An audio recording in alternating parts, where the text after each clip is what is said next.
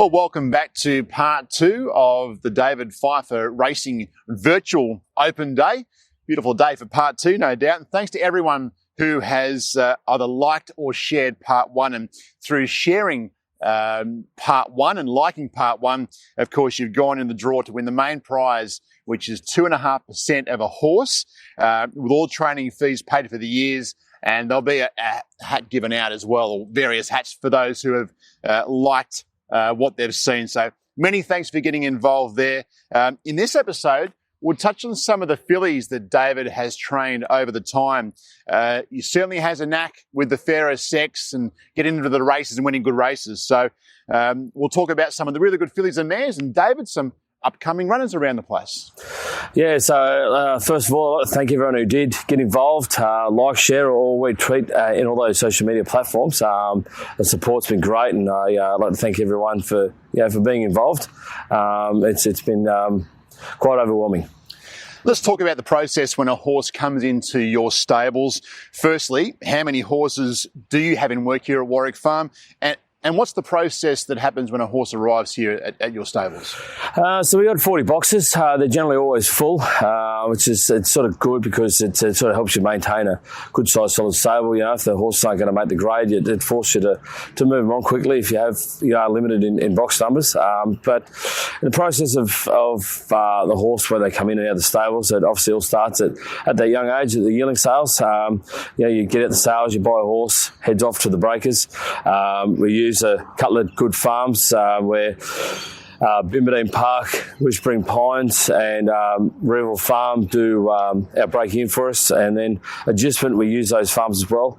Plus we use Wild Oaks, Vanderbilt Farm, and they're all involved in the stable, and it's a good process. We've had this team for a good time, and we've all got an understanding of how we want the process of the horses coming in and out from each other's properties. It's an exciting time of year, certainly with the 2-year-olds. The new season now, is there any kind of a different process with the 2-year-olds? You'll have some owners getting maybe a little excited at this point of the year. Yeah, exactly. So 2-year-old time, when you're starting to test them and get them out and find out what they've got, what they can supply to the stable or the owners. But at this stage, it's all about education, teaching the horses what their trade's going to be, and also to maintaining them. You know, they're young, their bones can be a little bit brittle. You've just got to be a bit careful of not pushing them too hard. And it's just about managing their shins, managing the way they eat, and obviously too their in the way they conduct themselves from day in, day out. You know, you see their attitude at the stage. You can see that's their way of telling you that they're maybe at the end of their preparation. So a bit goes into it. It just comes down to a lot of attention to detail, and I think we seem to manage it quite well. When you talk about management and nurturing these young horses, not many do it better with the fillies and mares than yourselves. You've had some great girls through your stable over the time.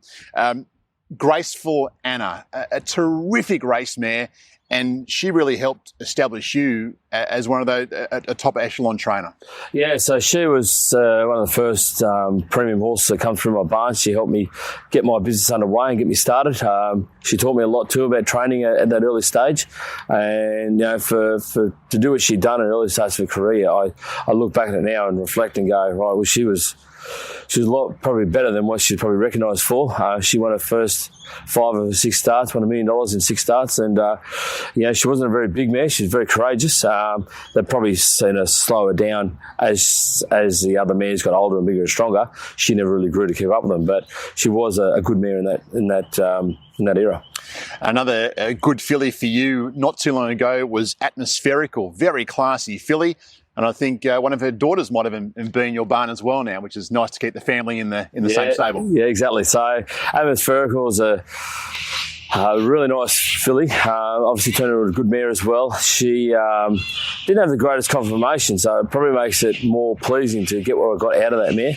I also trained her half-sister in Gay's Choice, which won the Gay Waterhouse Classic up at Ipswich and was Group 1 placed.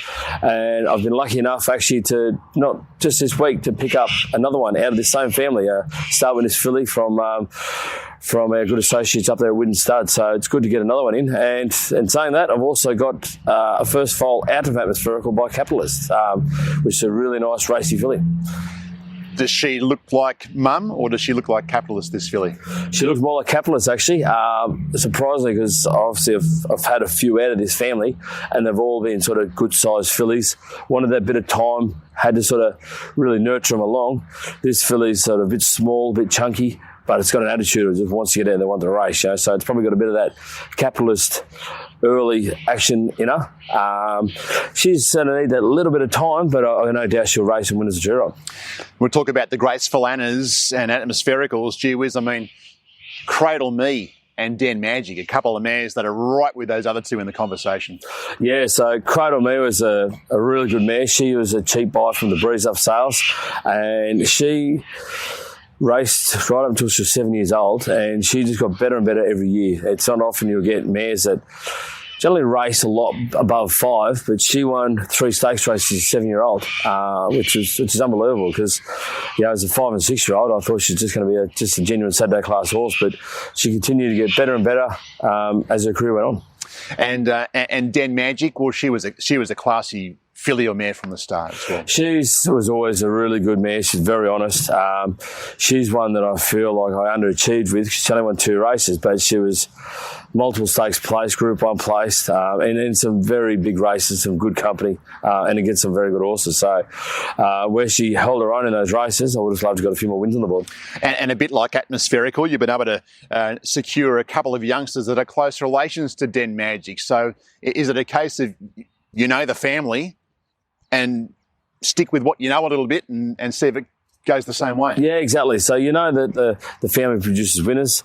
You know they produce nice horses. So, for instance, with that Atmospherical Gauge Choice Line, you knew they needed that bit of time. You knew you had to be a bit patient with them, and I think that's one of my attributes is that I can be patient with them. So, you know, we not long secured one by Vancouver out of that Den Magic family, which is a really nice filly that I picked up not long ago at the recent sales of the Gold Coast, and she's a lovely filly. She actually looks like she may go early, but these Vancouvers are really starting to look like nice horses, so they probably look like they're going to be nice 2- and 3-year-olds. May want a little bit of ground, but this filly we picked up not long ago probably looks like she'll be a really nice 2-year-old filly next year. Okay, talking about fillies of the future, another one we see coming through the stable is by Extreme Choice, whose oldest are just 2-year-olds out of Frilly Curtin. Extreme Choice, if he doesn't have some 2-year-old trialers coming up shortly, well, we're not here, are we? So a nice filly out of Frilly Curtin. Tell us about her. Very sharp filly. Not real big, but neither was Extreme Choice. But real racy, had the right attitude. Wants to get it there, wants to race. She's currently in pre-training and comes back in the stables next week. And no percent left of her. That kind of filly, pretty popular when they appear on the website. Well, she was cheap enough and nice enough, and when we started getting her out there, getting her moving, I think a lot of people have seen what I've seen in her and really jumped on board. Another young horse who we're looking forward to seeing is 2-year-olds, done a big job up north, is American Pharaoh, and you're able to secure a youngster by American Pharaoh for the team. Yeah, so we got an American Pharaoh filly with a really strong pedigree from the Easter sales. Nice filly. American Pharaoh's obviously got a big boom on him. A lot of people and a lot of the right buyers and a lot of the right breeders are all going to this stand. So I think you're mad if you not get one of these into your stable.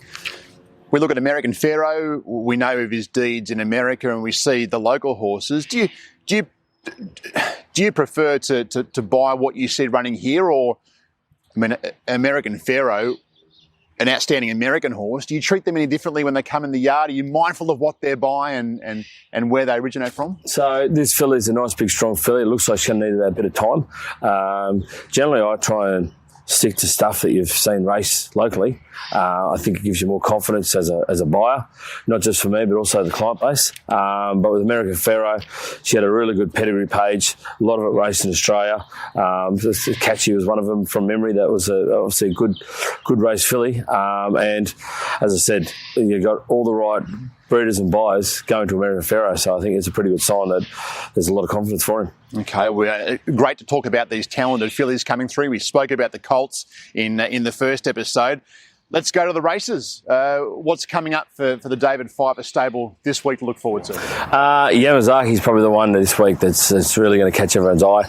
She was a really big run her last two starts, a huge run there at Wyong, and she's going to go to Newcastle this Friday in the Tibby Stakes. She's drawn the middle of the field. It looks like a race that it's going to be competitive, but that big track's going to be a real asset to her. Tommy Berry booked the rider. I can see her being highly competitive on Friday. Looks like there's a couple of other fillies debuting. Star Ransom for Derby Racing and the Egyptian Queen. So from a really good mare in Yamazaki to a couple of youngsters that want to put their hands up. Yeah, so they're just a couple of young three-year-old fillies that have had a few trials. They've learnt their trade, and it's time to go to the races. So best place to start them off is in a couple of maidens, and Egyptian Queen will head to Newcastle Saturday, and Star Ransom will head to Nair on Sunday. Give us an update on Rocketing By, nice horse. Rocketing By, so he worked really nice here at Warwick Farm yesterday with the old stage of Ghostly. Good, strong, solid work.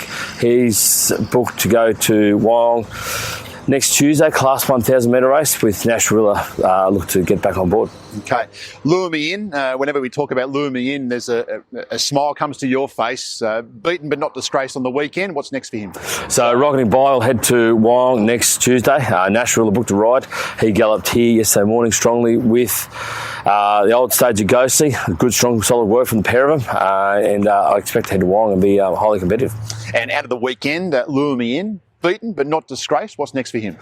Yeah, so Louis, he's been trialling well. His run was good on Saturday. The awkward draw just made it a little bit tough for him. He got caught a little bit wide. He was gallant in his run, but he just had to do a bit of work early. And but going forward, J-Mac was really happy with his run. We're going to head to the 3rd of October, Epsom Day, where we get the mile, get that nice big track there at Randwick, and he'll also come back down a little bit in the weight. So I think that'll be right up his alley. Okay, plenty happening with David Pfieffer Racing at the moment. That does bring part 2 to a close. Don't forget to like and share this kind of content across all the social media platforms. Of course, your chance to be in a horse, 2.5%. Paid all up front for you for this horse, but you have to like and share across all the different social media platforms. There's David Pfieffer hats, merchandise. Are those shirts? How do you get a hold of those, David? What's to go there? Shirts, vests, hats. We're going to give a few bits and pieces away after each episode, and then also too we'll announce this to share in the last episode. But thanks for getting involved, guys. And as I said, as Richard said, like and share and get involved. And I'll have more stuff to give away next episode. See you soon for episode 3. Well, that brings episode 2 to a close. Thanks for joining us. Of course, don't forget to like and share this episode across all the different social media platforms that David Pfieffer Racing is involved with. And if you do that, of course, you go in the draw to win the main prize, 2.5% of a young horse trained by David, all expenses paid for this youngster, 2.5% if you like and share this kind of content. It's a great chance to be involved in David Pfieffer Racing. It's a great chance to be involved in a really promising young horse. We'll see you next time on episode 3. Okay, guys, we're coming towards the end of our episode 2. Hope you all enjoyed the first episode. It was quite successful. We got a lot of shares, likes, and retweets. And as we said, we're going to have some prizes to hand out for the people that have helped share our stable, get involved, and pass the word around. There's young Mitch started for me at the start of the year as a racing manager. He's been learning his trade and poking along quite well. So anyone who's got any individual attention, don't be shy, give him a call. But now we'll draw out some names of people that have helped our cause, got involved in the stable, and we've got some free hats here to hand out. What we'll do is we'll draw some names out, and then we'll get in contact and get some postal details and send them off. So what do we got, Mitch? A few names here, rustle around a bit. Good luck to everyone. Also remember to like and share so you get that 2.5% in the horse as well. That's still available. Righto, what do we got? Mark Cruickshank. I hope I pronounced that right, Mark. But congratulations. All right, what else we got?